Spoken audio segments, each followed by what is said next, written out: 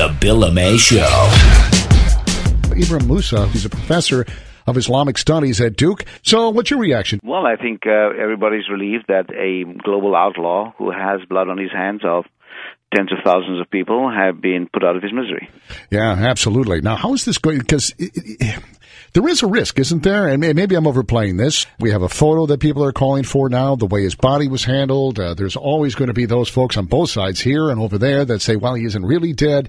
How would you rate President Obama's handling thus far in the way they've, for instance, put his body to rest at sea? They followed the Islamic practice and tradition of his burial. How important was that? I think President Obama basically scores 11 out of 10 for handling this whole thing, and I think it's an extraordinary achievement in terms of that, two presidents before him tried to get hold of Osama bin Laden and were not very successful. So I think things came together for President Obama in an extraordinary manner. And I think he, during the campaign and also afterwards, he did say that the theater of attention should be Afghanistan and Pakistan, and he connected the two. And he also said that he will not leave any stone unturned to pursue terrorists in their hideouts inside Pakistan. So I think he made good on his both the electoral promises and on when he took office. So I think this is an extraordinary achievement in getting a global outlaw.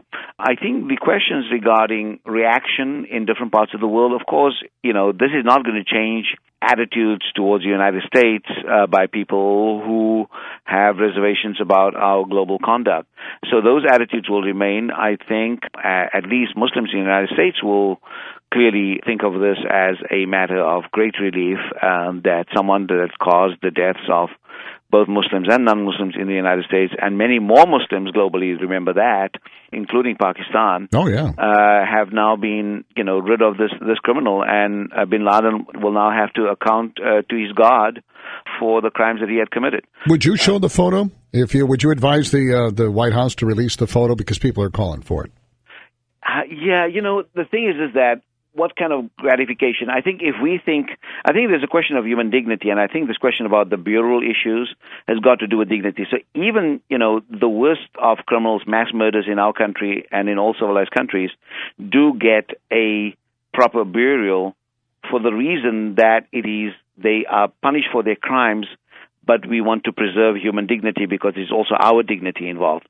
And I think the situation, and I'll answer your question about the photos in a minute, I think the question that the United States had a difficult decision to make, that Osama bin Laden is stateless. He doesn't have Saudi citizenship. He doesn't have Pakistani citizenship.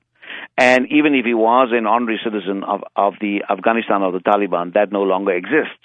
So which country would take him? Where would they deliver him? And it would be quite a fiasco if his body was flown around the world and say, who's going to take this guy, right? Yeah, who's going to take his body? So I think they took the second best option, which was to, one hopes, and the White House should possibly, and the Pentagon should possibly give the details, where there was a Muslim chaplain there that put the body through the proper procedures and then laid it to rest on the ocean bottom.